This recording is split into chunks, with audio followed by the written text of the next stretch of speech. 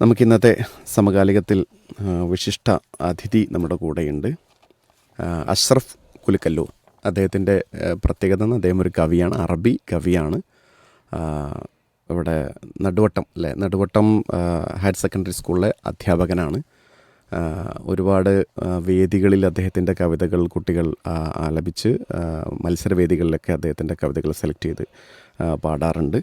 നമുക്ക് അദ്ദേഹത്തിൻ്റെ ഒരുപാട് വിശേഷങ്ങളിലേക്ക് നമുക്ക് പോകേണ്ടതുണ്ട്. സ്വാഭാവികമായിട്ടും ഗാനവും അതുമായി ബന്ധപ്പെട്ട കാര്യമായതുകൊണ്ട് തന്നെ കൂടുതൽ താല്പര്യമുള്ള ഒരു വിഷയം എന്ന അർത്ഥത്തിൽ ശ്രോതാക്കൾക്കും കേൾക്കാൻ ഇമ്പമുണ്ടാവുമെന്ന് തന്നെയാണ് വിചാരിക്കുന്നത്. നമുക്ക് നമ്മുടെ അതിഥിയെ ആദ്യം സ്വാഗതം ചെയ്യാം. സർ, ഈ ഒരു പരിപാടിയിലേക്ക് ഹൃദ്യമായ സ്വാഗതം. പീസ് റേഡിയോ ലൈവ് സംപ്രേക്ഷണ പരിപാടിയിൽ ഇതുപോലെ ഓരോ സമകാലികം എന്നൊരു സെഷനുണ്ട്. അതിൽ ഇതുപോലെ വിവിധ അതിഥികൾ കടന്നു വരും. ഇന്നത്തെ അതിഥി എന്ന അർത്ഥത്തിൽ നിങ്ങളെ വളരെ ഊഷ്മളമായി സ്വാഗതം ചെയ്യാം. Thank you. അപ്പോൾ സാറൊന്ന് സ്വയം പരിചയപ്പെടുത്തിയിട്ടൊന്ന് തുടങ്ങാം നമുക്ക്. ഞാൻ അഷ്റഫ് കുലുക്കല്ലൂർ, വർക്ക് ചെയ്യുന്നത് ഗവൺമെൻറ് ജനത ഹയർ സെക്കൻഡറി സ്കൂളിലെ ഹൈസ്കൂൾ വിഭാഗം അറബി അധ്യാപകനായിട്ടാണ്. പാലക്കാട് ജില്ലയിലെ പട്ടാമ്പിക്കടുത്തുള്ള നടുവട്ടം എന്ന സ്ഥലത്താണ് സ്കൂള്. അതിനടുത്ത് തന്നെയാണ്, ഒരു 10 കിലോമീറ്റർ അടുത്താണ് വീടും. പിന്നെ വീട്ടിലാരൊക്കെയുള്ളത്? വീട്ടിൽ ഉമ്മ ഉപ്പയുണ്ട്, പിന്നെ ഭാര്യ, 2 മക്കളുണ്ട്. മക്കളൊക്കെ പഠിക്കുകയാണ്? മക്കൾ പഠിക്കുകയാണ്. ഒരു കുട്ടി പഠിക്കുകയാണ്. ഒരു കുട്ടിക്ക് 4 മാസം പ്രായമായിട്ടില്ല. 4 മാസം പ്രായമായിട്ട്. സർവീസിന് എത്ര കാലം ഉണ്ടാവും? സർവീസിന് ഇൻഷാല്ലാ 2039 വരെ ഉണ്ടാവും. ഇൻഷാല്ലാ. അപ്പോൾ അറബി ഭാഷ അല്ലേ, അത് തിരഞ്ഞെടുത്ത് പഠിക്കാണ്ടായ കാരണം എന്താണ്? കാരണം അതാണല്ലോ നിങ്ങളെ സവിശേഷമാക്കിയിട്ടുള്ള, ഇവിടെ എത്തിക്കാൻ കാരണമായിട്ടുള്ളത് അറബി പഠിച്ചെന്നുള്ളതാണ്. തീർച്ചയായും അറബി ഭാഷ എനിക്ക് പഠിക്കുന്ന കാലം മുതൽ, ചെറുപ്പം മുതൽ തന്നെ അറബി ഭാഷയോട് താല്പര്യം ഉണ്ടായിരുന്നു. വീട്ടിൽ ഉപ്പ ഉമ്മ ആരെങ്കിലൊക്കെ അറബി ടീച്ചറായിരുന്നു? ഇല്ല, അങ്ങനെയൊന്നുമില്ല. ഞാനൊരു കർഷക കുടുംബത്തിൽ ജനിച്ച ആളാണ്. മറ്റു പിന്നെ പശ്ചാത്തലങ്ങളൊന്നുമില്ല. എങ്കിൽ പോലും പഠിക്കുന്ന കാലത്ത് സ്കൂളിലും മദ്രസയിലൊക്കെ പഠിക്കുന്ന കാലം മുതൽ തന്നെ അറബി ഭാഷയോട് ഒരു ഇഷ്ടമുണ്ടായിരുന്നു. അതുകൊണ്ട് തന്നെയാണ് SLCക്ക് ശേഷം അറബി ഭാഷ എടുത്ത് പഠിക്കാൻ കാരണം ഉണ്ടായത്. എവിടെയാണോ പഠനം നടത്തിയത്? പഠനകാലത്തെ കുറിച്ച് പറയാൻ പറ്റും? ഞാൻ പിന്നെ കരിങ്ങനാട് സലഫിയ അറബി കോളേജിലാണ് എൻ്റെ അറബി അതിൻ്റെ പ്രീ ഡിഗ്രി തലവും അതുപോലെ തന്നെ ഡിഗ്രി തലമൊക്കെ പൂർത്തിയാക്കിയത്.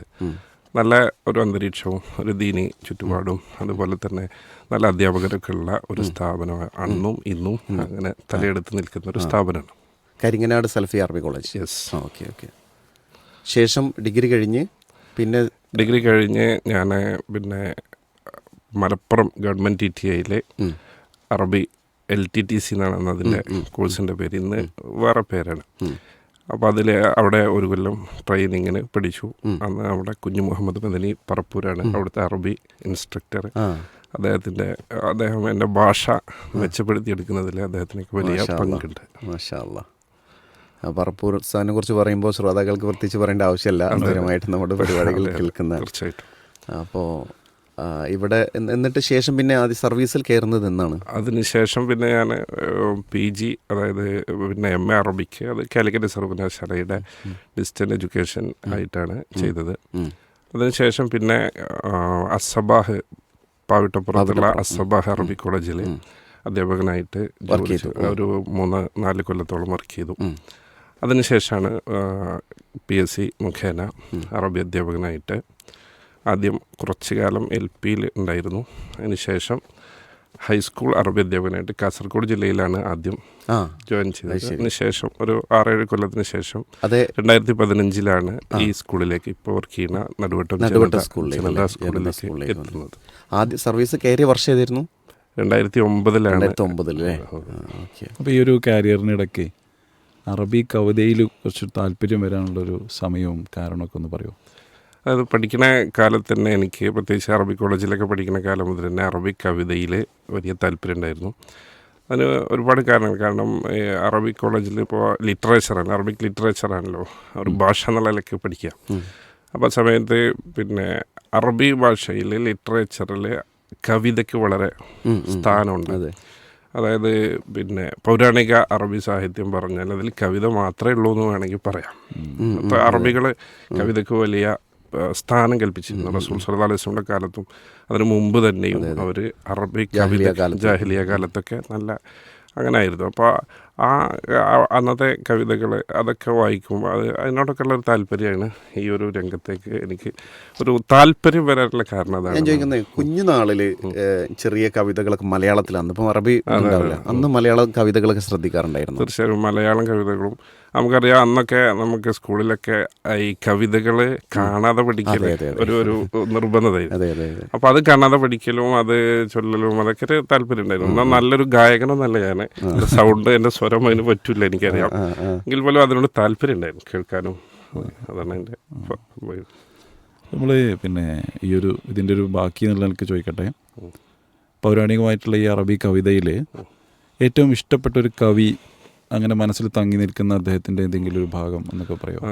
അതായത് പിന്നെ പൗരാണിക കാലത്ത് ഒരുപാട് കവികളുണ്ട്, വളരെ ഫേമസ് ആയിട്ടുള്ള ആളുകൾ ഇപ്പോഴും യൂണിവേഴ്സിറ്റി തലത്തിലൊക്കെ പഠിപ്പിക്കപ്പെടുന്ന, റിസർച്ച് വരെ നടക്കുന്ന അറബിക് കവിതകൾ പൗരാണിക അറബിക് കവികളുടെ കൂട്ടത്തിലുണ്ട്. നമുക്കറിയാം മുഅല്ലഖാത്തുസ്സബ അങ്ങനെയുള്ള അതിൻ്റെ കളിയുണ്ട്. ആ കൂട്ടത്തിൽ എനിക്ക് കത്തിയ ഒരു സംഗതി എന്ന് പറയുമ്പോൾ, അതായത് ഷാഇറുർ റസൂൽ എന്നറിയപ്പെടുന്ന പിന്നെ ഹസ്സൻ ബിൻ സാബിത്ത് റളിയല്ലാഹു അൻഹു, അദ്ദേഹത്തിൻ്റെ കവിതകളിൽ പിന്നെ ഒരു മദ്ഹുർ റസൂൽ ഒരു പാടുണ്ട്. അപ്പോൾ അദ്ദേഹത്തിൻ്റെ അഖറ അലൈഹി ലിന്നുബുവ്വതി ഖതമുൻ മിനല്ലാഹി മഷ്ഹൂദുൻ യലൂഹു വയഷ്ഹദു എന്ന് തുടങ്ങുന്ന റസൂൽ സല്ലല്ലാഹു അലൈഹി വസല്ലം സംബന്ധിച്ച് പരിചയപ്പെടുത്തുന്ന അല്ലെങ്കിൽ മദ്ഹ് ചെയ്യുന്ന ഒരു കവിതയുണ്ട്. അതിൽ അതേപോലെ തന്നെ ഒരുപാട് കാര്യങ്ങൾ, നബിയുൻ അതാന മിൻ ബഅദി യഅസി വഫത്രത്തിൻ മിനൽ വഹി വല്ലസുനാമു ഫിൽ അർളി തുഅബദു എന്നൊക്കെ പറയുന്ന ഒരുപാട് വരും. അതൊക്കെയാണ് ഹസ്സൻ ബിൻ സാബിത്ത്. അതുപോലെ തന്നെ സുഹൈർ ബിൻ അബി സൽമ, അദ്ദേഹത്തിൻ്റെ മുഅല്ലഖ, അമിൻ ഉമ്മി ഔഫാദ് ഇബ്നത്തുല്ലം തകല്ലമി, അങ്ങനെ തുടങ്ങുന്ന ആ ഒരു ഇത്. അതിൽ ഒരുപാട് അതിന് ലാസ്റ്റ് ഭാഗത്ത് ഒരുപാട് തത്വങ്ങളൊക്കെ വരുന്നുണ്ട്. ഉദാഹരണമായിട്ട് ലിസാനുൽ ഫത്താ നിസ്ഫുൻ വനിസ്ഫുൻ ഫുആദുഹു വലം യബ്ഖ ഇല്ലാ സൂറത്തുൽ ലഹ്മി വദ്ദമി.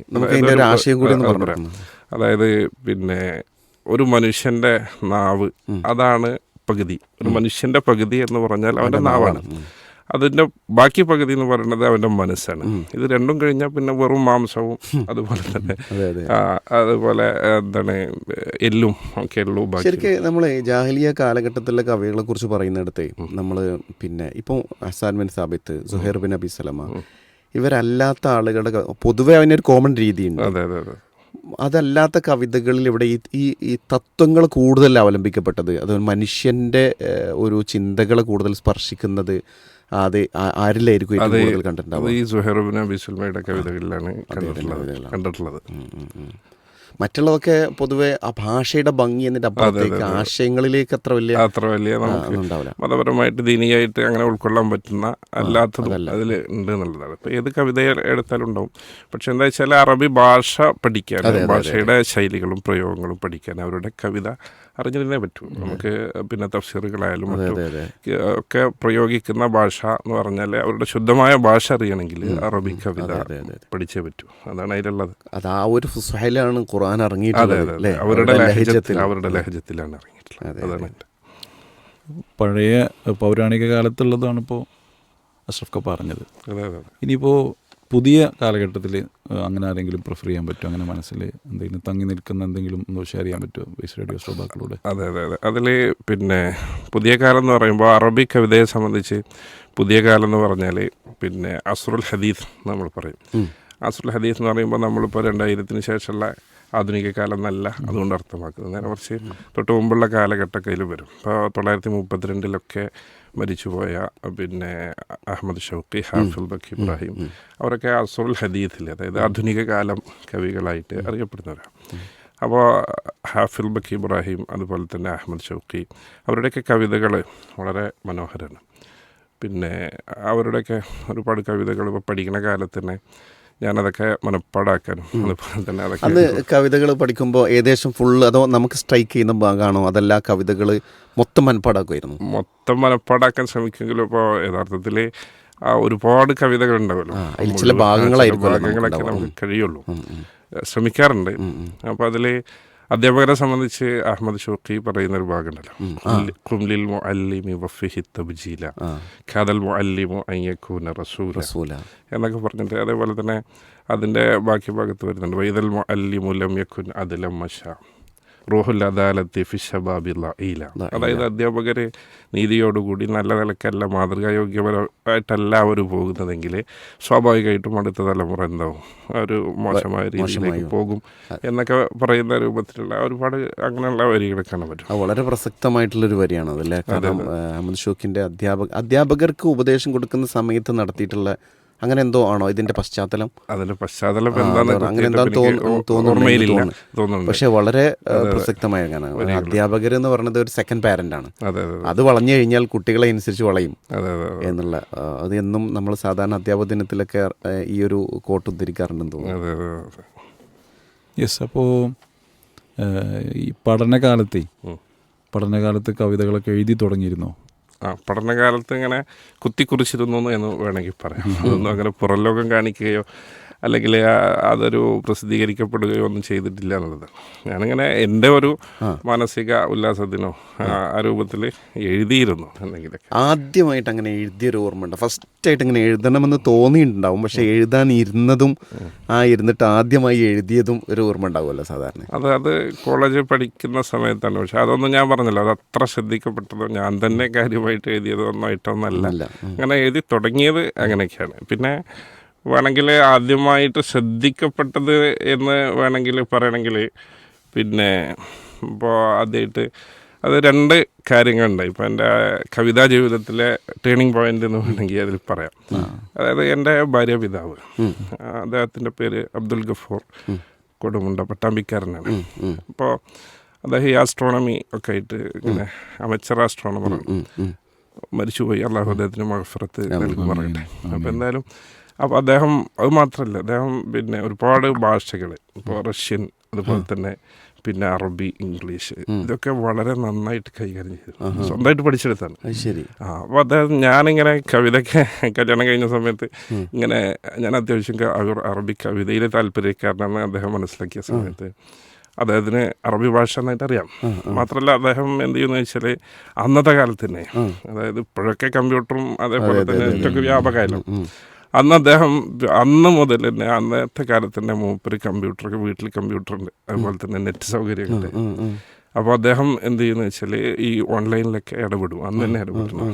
അപ്പം അന്ന് എൻ്റെ ഒരു കവിത, ഞാനന്ന് പ്രഭാതത്തെ സംബന്ധിച്ച് സ്വഭാ എന്ന വിഷയത്തിൽ ഞാൻ എഴുതിയൊരു കവിത, അദ്ദേഹം എന്ത് ചെയ്തെന്ന് വെച്ചാൽ എനിക്കത് ടൈപ്പ് ചെയ്യാൻ തന്നെ അറിയില്ല കേട്ടോ, എനിക്കൊന്നും അറബിയിലൊക്കെ ടൈപ്പ് ചെയ്ത് അത് ഒരു ഷുഅറാഉ ബിലാ ഹുദൂദ് എന്ന് പറഞ്ഞിട്ട് ഒരു ക്ലബ്ബുണ്ട് അറബിക്ക്, അതൊരു ഓൺലൈൻ പ്ലാറ്റ്ഫോമാണ്. അപ്പോൾ ആ പ്ലാറ്റ്ഫോമിലേക്ക് ഈ അംഗങ്ങൾക്ക് ഇങ്ങനെ എന്ത് വേണമെങ്കിലും അപ്ലോഡ് ചെയ്യാം, അവരുടെ കവിതകൾ അപ്ലോഡ് ചെയ്യാം. അപ്പോൾ ഇദ്ദേഹം എന്ത് ചെയ്തെന്ന് വെച്ചാൽ എൻ്റെ കവിതയിൽ അപ്ലോഡ് ചെയ്തു. എന്നിട്ട് ഇങ്ങനെ എൻ്റെ മരുമകൻ എഴുതിയതാണെന്നൊക്കെ പറഞ്ഞിട്ട് കുറിപ്പിട്ടു. അപ്പോൾ അതിന് എന്താ വെച്ചാൽ അറബ് ലോകത്തു നിന്നും അല്ലാത്ത സ്ഥലങ്ങളിൽ നിന്നൊക്കെ ഒരുപാട് അതിന് വായനക്കാരുണ്ട്. അപ്പോൾ അതിലൊക്കെ ഒരുപാട് കമൻസുകൾ വന്നു. അത് വലിയൊരു കവിത ആയിട്ടൊന്നല്ല, എന്നാലും അത് അപ്പോൾ എനിക്കത് എൻ്റെ മനസ്സിൽ വലിയൊരു പ്രചോദനമായി. അപ്പോൾ അത് വലിയൊരു കാര്യം, അതൊരു വഴിത്തിരിവ്. പിന്നെ അതേപോലെ തന്നെ വേറൊരു സംഗതി ഉണ്ടായതാണ്, അന്ന് ഞാൻ കാസർഗോഡ് ജില്ലയിൽ വർക്ക് ചെയ്യുന്ന സമയത്ത് ഇതേപോലെ യുവജനോത്സവത്തിന്, അറബി സാഹിത്യോത്സവത്തിന് സ്കൂളിൽ വേണ്ടിയിട്ട് ഒരു കവിത എഴുതാൻ എൻ്റെ ഒരു സുഹൃത്ത് റാഫി പരപ്പാണ് അദ്ദേഹത്തിൻ്റെ വീട്. ഞാൻ പരപ്പ സ്കൂളിൽ ജോലി ചെയ്യുന്ന സമയത്ത്. അപ്പോൾ അദ്ദേഹത്തിന് എൻ്റെ ഈ കവിതയിൽ താല്പര്യം അദ്ദേഹത്തിന് അറിയാം, എൻ്റെ സഹപ്രവർത്തകനാണ്. അപ്പോൾ അദ്ദേഹം എന്നോട് എഴുതാൻ വേണ്ടി പറഞ്ഞു, ഒരു കവിത താങ്കൾ എഴുതിയിട്ട് നമ്മളെ കുട്ടികളെ കൊണ്ടുവന്ന് പഠിപ്പിച്ചു. അപ്പോൾ അങ്ങനെ ഞാനന്ന് അദ്ദേഹത്തിൻ്റെ ഒരു പ്രചോദനത്തിന് വഴങ്ങിയിട്ട് ഞാനന്ന് എഴുതുകയും അത് പിന്നെ UP തലത്തിൽ 5ാം ക്ലാസ് പഠിക്കുന്ന ഒരു കുട്ടിയാണ് പാടിയത്. ആ കുട്ടി അത് പഠിച്ചിട്ട് കാസർഗോഡ് ജില്ലയിൽ അത് 1ാം സ്ഥാനം നേടിയ കവിത. അപ്പോൾ അത് ഈ രണ്ട് കാര്യങ്ങളാണ് എനിക്കൊരു ഒരു തള്ള് ഏതാണെന്ന് വേണമെങ്കിൽ പറയാം, ഒരു പ്രചോദനമാണ്. അത് ഏതൊരാളുടെ ജീവിതത്തിലും അങ്ങനെയുള്ള ചില ടേണിംഗ് പോയിന്റുകൾ ഉണ്ടാവും. നമുക്ക് ഈ മോട്ടിവേഷൻ എന്ന് പറയുന്നതും അതുപോലെ തന്നെ ഒരു എന്താ പറയുക പിന്താങ്ങൽ എന്നൊക്കെ പറയുന്നത് രക്ഷിതാക്കളാണെങ്കിലും സുഹൃത്തുക്കളാണെങ്കിലും അതൊരു വല്ലാത്ത കാര്യമാണ്. തീർച്ചയായിട്ടും അദ്ദേഹത്തിൻ്റെ ഭാര്യ പിതാവ് വഴിയാണ് നല്ലൊരു മോട്ടിവേഷൻ കിട്ടിയത്. മറ്റുള്ളവരെ മനസ്സിലാക്കിയിട്ട് അവർക്ക് വേണ്ട പ്രോത്സാഹനങ്ങൾ കൊടുക്കുക. അപ്പോൾ അതന്നെയാണ് നമ്മൾ നമ്മുടെ ലൈഫിൽ നമുക്ക് പ്രോത്സാഹനങ്ങൾ കിട്ടണം, മറ്റുള്ളവർക്ക് നമ്മൾ കൊടുക്കണം ഇൻഷാ അല്ലാഹ്.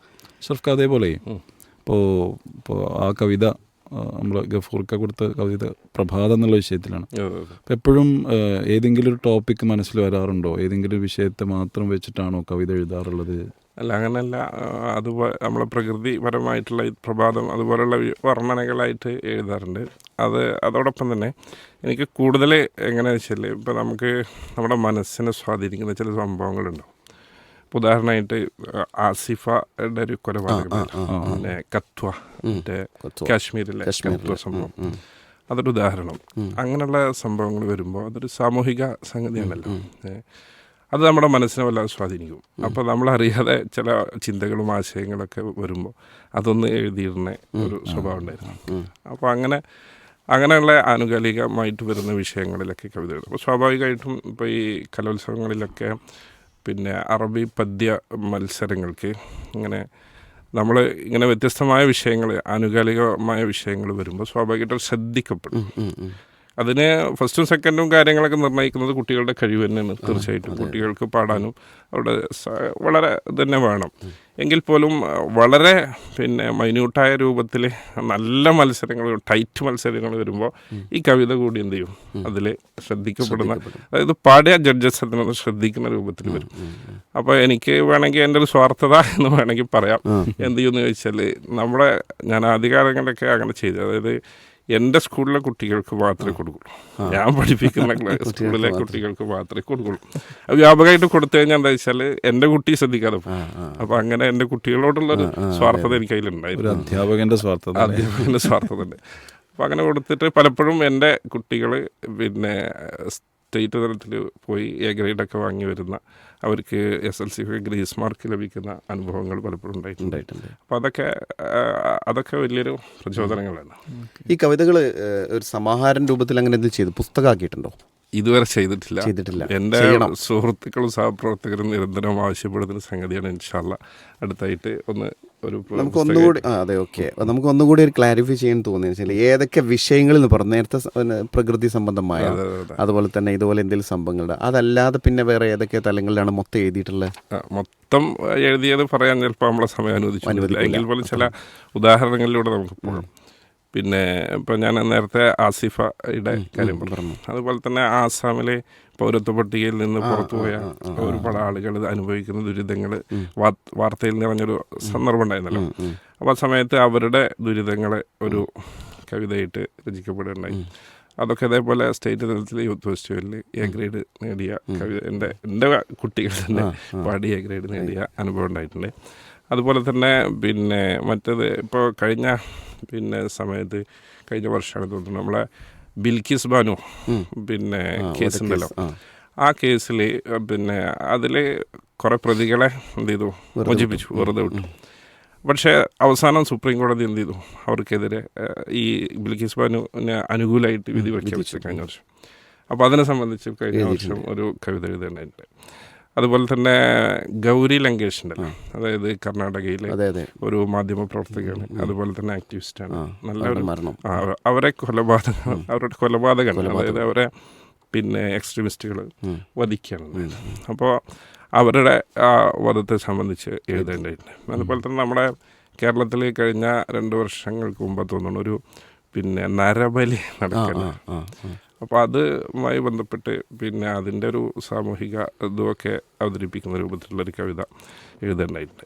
എന്ന് പറഞ്ഞാൽ സാഹചര്യങ്ങളാണ് നമ്മളെ കവിത അധികവും വിഷയങ്ങളായിട്ട് വരുന്നത്. സാഹചര്യത്തിൽ എന്താണ് നമ്മൾ സ്ട്രൈക്ക് ചെയ്തത്, അതെ എൻ്റെ മനസ്സിനെ സ്വാധീനിച്ചത്. ചിലപ്പോൾ സന്തോഷകരമാവും, ചിലപ്പോൾ ഇങ്ങനെ ആയിരിക്കും. ഉദാഹരണത്തിന് സന്തോഷകരമായെന്ന് പറഞ്ഞത്, ഇപ്പോൾ ആമസോൺ കാടുകളിൽ 4 കുട്ടികൾ പിന്നെ കുറച്ച് ഒരാഴ്ച 2 ആഴ്ച എങ്ങാനും അല്ലേ അവിടെ ജീവിച്ച് അവരോടൊന്ന് രക്ഷപ്പെട്ടു പോകുന്നൊരു വാർത്ത വന്നല്ലോ. ആ സമയത്ത് അതിനെ സംബന്ധിച്ച് ആ കുട്ടികളുടെ ധൈര്യത്തെ സംബന്ധിച്ചൊക്കെ എഴുതിയിട്ടുണ്ടായിട്ടുണ്ടല്ലേ. പിന്നെ അഷ്റഫ് കപ്പോൾ എല്ലാ കവിതകളും സ്വന്തം സ്കൂളിലെ കുട്ടികൾക്ക് കൊടുത്തതെന്ന് പറഞ്ഞു.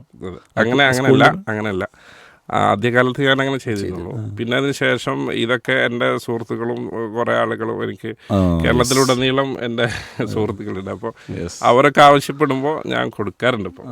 പക്ഷെ അങ്ങനെ പിന്നെ പബ്ലിഷ് ചെയ്യുക, യൂട്യൂബിലൊന്നും പബ്ലിഷ് ചെയ്തിട്ട് എല്ലാവർക്കും വ്യാപകമായിട്ട് കൊടുക്കില്ല. പക്ഷേ ഇങ്ങനെയുള്ള ബന്ധമുള്ള ആളുകൾക്ക് കൊടുക്കാറുണ്ട്.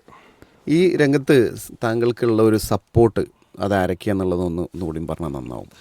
അതായത് ഈ രംഗത്ത് എന്നെ സപ്പോർട്ട് ചെയ്ത ആളുകൾ എന്ന് പറഞ്ഞാൽ എല്ലാവരും എന്നെ സപ്പോർട്ട് ചെയ്തിട്ടുണ്ട്. സുഹൃത്തുക്കളായിട്ടും സഹപ്രവർത്തക വിദ്യാർത്ഥികളും ഒക്കെ സപ്പോർട്ട് ചെയ്തിട്ടുണ്ട്. അതിൽ പേരെടുത്ത് പറയാൻ പറ്റണ വേണമെങ്കിൽ ഒരുപാട് ആളുകളുണ്ടെങ്കിലും 2 പേരെ നമുക്ക് പേരെടുത്ത് പറയാം. അതായത് എനിക്ക് ഒരു നിർബന്ധമുണ്ട്. അതായത് ഇപ്പം ഞാൻ അറബി ഭാഷയിൽ അതിൻ്റെ വലിയ ഒരു അവഗാഹമുള്ള ആൾ എന്ന് ഞാൻ അവകാശപ്പെടില്ല. അപ്പോൾ സ്വാഭാവികമായിട്ടും ഞാൻ എഴുതുമ്പോൾ അതിൽ ഭാഷാപരമായ തെറ്റുകൾ വന്നെങ്കിലോ എന്ന് പേടിച്ചുകൊണ്ട് ഞാനൊരു കവിത അത് പുറം ലോകത്തേക്ക് കേൾപ്പിക്കുകയോ അല്ലെങ്കിൽ നൽകുകയോ ചെയ്യുന്നതിൻ്റെ മുമ്പ് എൻ്റെ അധ്യാപകനുണ്ട് ഹദിയത്തുള്ള സലഫി, കരിങ്ങനാട് സലഫിയിൽ എന്നെ പഠിപ്പിച്ചിട്ടുണ്ട്. അതേപോലെ തന്നെ എൻ്റെ കൂടെ ഞങ്ങളെ സ്കൂളിൽ ഗവൺമെൻറ് ജനതാ സ്കൂളിൽ അധ്യാപകനായിരുന്നു, സഹപ്രവർത്തകനായിരുന്നു. അപ്പോൾ ഞാനൊരു കവിത എഴുതിയിട്ട് അതിങ്ങനെ അദ്ദേഹത്തെ കാണിക്കും. അതിൽ ഭാഷാപരമായിട്ട് എന്തെങ്കിലും പ്രശ്നം, അപ്പോൾ അദ്ദേഹം അത് വായിച്ചു നോക്കും. ഇതിലെന്തെങ്കിലും മിസ്റ്റേക്ക് ഉണ്ടെങ്കിൽ പറയും. അത് മാത്രമല്ല വളരെ മോട്ടിവേറ്റ് ചെയ്യും നമ്മളെ, നന്നായിട്ടുണ്ട് അങ്ങനെ. അപ്പോൾ അത് അദ്ദേഹത്തിൻ്റെ സപ്പോർട്ട് എടുത്തു പറയേണ്ടത്. അതേപോലെ തന്നെ എൻ്റെ മറ്റൊരു സഹപ്രവർത്തകനാണ് നിസാർ അഹമ്മദ് മാഷ്, ഞങ്ങളുടെ സ്കൂളിലെ തന്നെ അധ്യാപകനാണ്. അപ്പോൾ അദ്ദേഹം നല്ലൊരു ഗായകനാണ്. അദ്ദേഹത്തിന് അറബി കവിതയിലൊക്കെ നല്ല താല്പര്യമുണ്ട്. മാത്രമല്ല ഈ അറബി അധ്യാപകരുടെ സംസ്ഥാനതല മത്സരങ്ങളിലൊക്കെ അദ്ദേഹം അറബി പദ്യം ചൊല്ലലിൽ ഗാനത്തിലൊക്കെ എൻ്റെ പദ്യം ചൊല്ലിയിട്ടുണ്ട്. മാത്രമല്ല ഞാൻ പറഞ്ഞു തരുന്നത് എന്താ വെച്ചാൽ, അപ്പോൾ ഞാനൊരു കവിത എഴുതി കഴിഞ്ഞാൽ അത് അദ്ദേഹത്തിന് കൊടുത്താൽ അദ്ദേഹം നന്നായിട്ട് ചൊല്ലി റെക്കോർഡ് ചെയ്ത് തരും. മാത്രമല്ല അദ്ദേഹത്തിൻ്റെ ഒരു ഗായകൻ എന്നുള്ള നിലയ്ക്ക് അതിൽ എന്തെങ്കിലും ചില വാക്കുകളൊക്കെ ചിലപ്പോൾ പറയും, ഇത് ഇവിടെ നമുക്ക് പാടാനും അതുപോലെ തന്നെ അതൊന്നും മാറ്റാനൊക്കെ. അപ്പോൾ അതൊക്കെ അദ്ദേഹത്തിൻ്റെ സപ്പോർട്ടാണ്. അത് പാടി കേൾക്കാൻ, അതുപോലെ തന്നെ അത് കുട്ടികൾക്ക് ഇങ്ങനെ പാടി അവതരിപ്പിച്ചു കൊടുക്കാനും അതിന് ട്യൂൺ നൽകാനൊക്കെ അദ്ദേഹത്തിന്. അല്ല, ഈ പദ്യമാണെങ്കിൽ അതിൽ ഏത് ബഹറിലാണ്, ഏത് ട്യൂണിലായിരിക്കും അധികം അതിൽ ഒരു 3-4 ബഹറിലൊക്കെ ഞാൻ എഴുതിയിട്ടുണ്ട്. ഇപ്പോൾ തൊവീല്, അതുപോലെ തന്നെ റമല്, അതൊക്കെ പറഞ്ഞു ശ്രോതാക്കൾക്കൊന്ന് പറഞ്ഞാൽ അറബിയിലുള്ള ഓരോ ട്യൂണുകളാണ്. അതെ, തൊവീല് അറബിയിലെ ഒരു ബഹർ എന്നാണ് പറയാം. അപ്പോൾ അതിൽ ഫഊലും മഫായിലുൻ ഫഊലും മഫായിലു ഫഊലും മഫായിലുൻ ഫഊലും മഫായിലു, ഇതാണ് തൊവീലിൻ്റെ ബഹർ.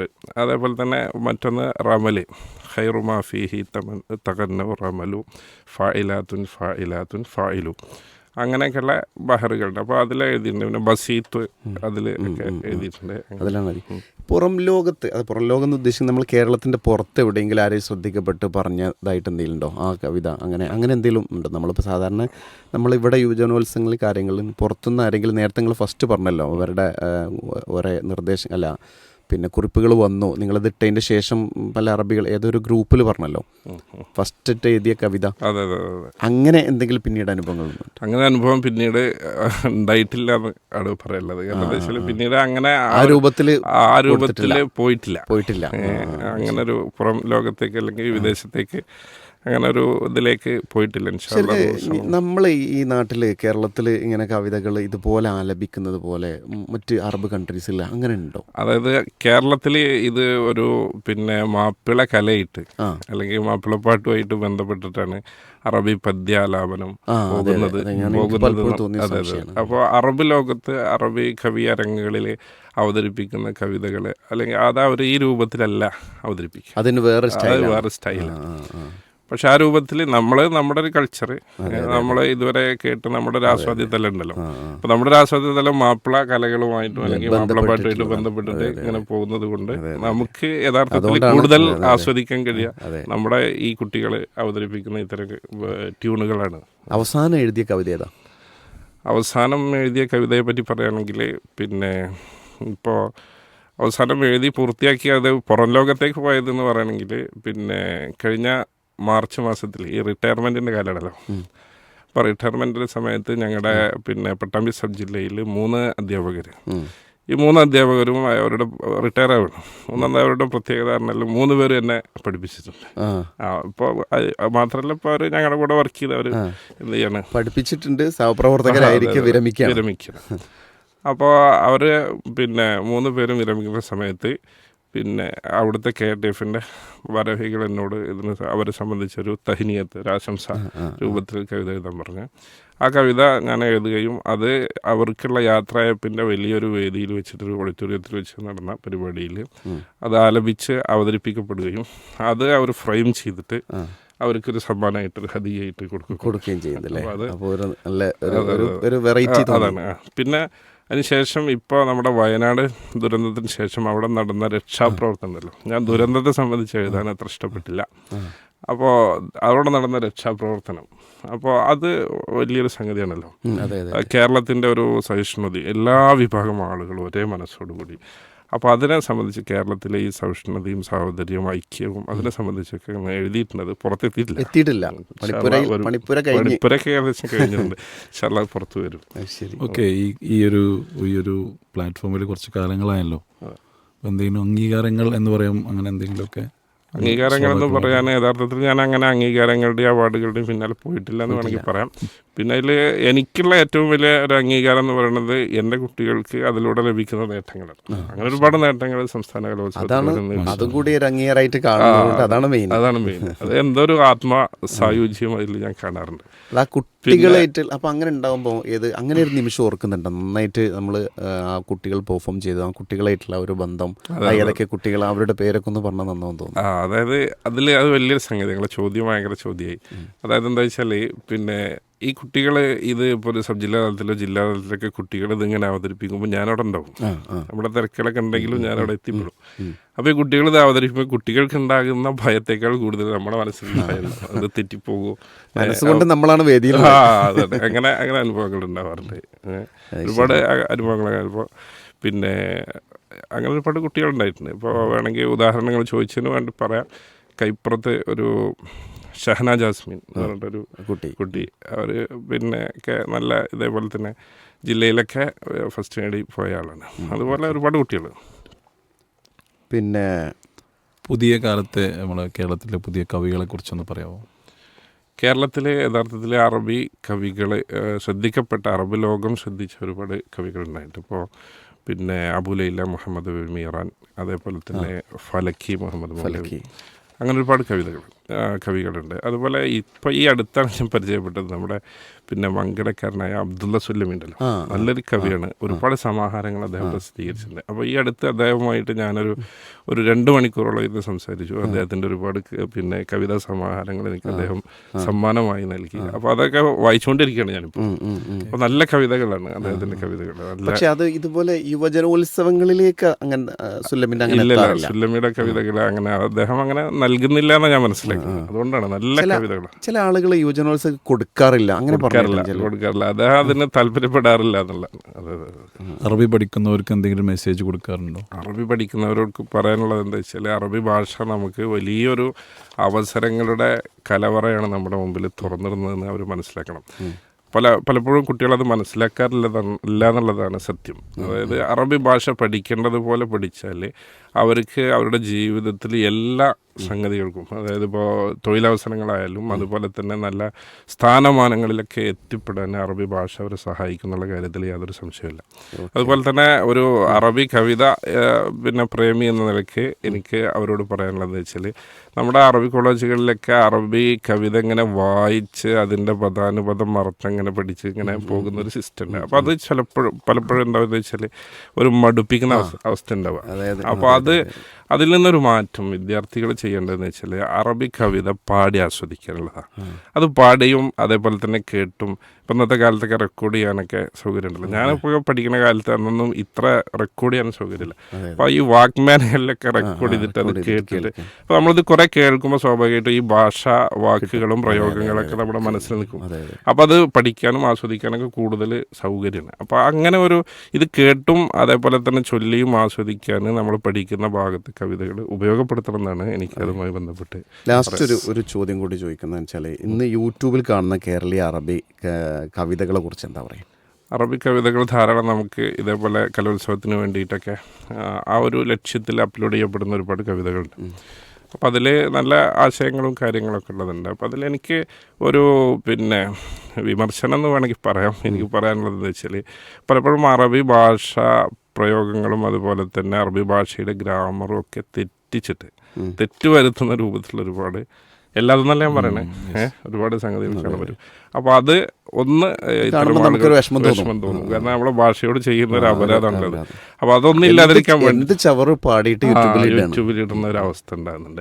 അപ്പോൾ അത് ചെയ്യുന്ന ആളുകൾ എനിക്ക് പിന്നെ പരിചയമുള്ളവരും ഇല്ലാത്തവരായിട്ട് ഒരുപാട് ആളുകളുണ്ട്. അപ്പോൾ അവരോട് എനിക്ക് പറയാനുള്ളത് അതിൻ്റെ ഭാഷയൊന്ന് മെച്ചപ്പെടുത്തി അന്ന് ഇട്ട് വേണം അത് പുറം ലോകത്തേക്ക് എത്തിക്കാൻ എന്നൊന്ന് എനിക്ക് പറയാനുള്ളത്. അപ്പോൾ ഏതായിരുന്നാലും നമ്മൾ സമയം പെട്ടെന്ന് കഴിയുമെന്ന് വിചാരിച്ചാണ്, പക്ഷേ സമയം മതിയാവുന്നില്ല. കുറേ കാര്യങ്ങൾ ഇനിയും പറയാനുണ്ട്. അപ്പോൾ ഇന്ന് നമ്മുടെ സമകാലികം പരിപാടിയിൽ അഷ്റഫ് കുലുക്കല്ലൂർ എന്ന സാറാണ് നമ്മുടെ കൂടെ ഉണ്ടായിരുന്നത്, കവിയാണ്. അപ്പോൾ അദ്ദേഹത്തെക്കുറിച്ചുള്ള ഒരു ഔട്ട്ലൈൻ എന്താണെന്നുള്ളതും അദ്ദേഹത്തിൻ്റെ പ്രത്യേകത എന്താണെന്നൊക്കെ നമ്മൾ ഈ സംഭാഷണത്തിലൂടെ മനസ്സിലാക്കി കഴിഞ്ഞു. മറ്റൊരു തവണ വീണ്ടും നമുക്കിതുപോലെ മറ്റൊരു സെഷനിലൊക്കെ കാണാം. റേഡിയോയിൽ പ്രത്യേകം ഈ ഒരു വിഷയവുമായി ബന്ധപ്പെട്ട ചർച്ചകളൊക്കെ നല്ലതാണ് എന്നുള്ളത് തോന്നുകയാണ്. ഇതുവരെ പങ്കെടുത്തതിന് വളരെ നന്ദി.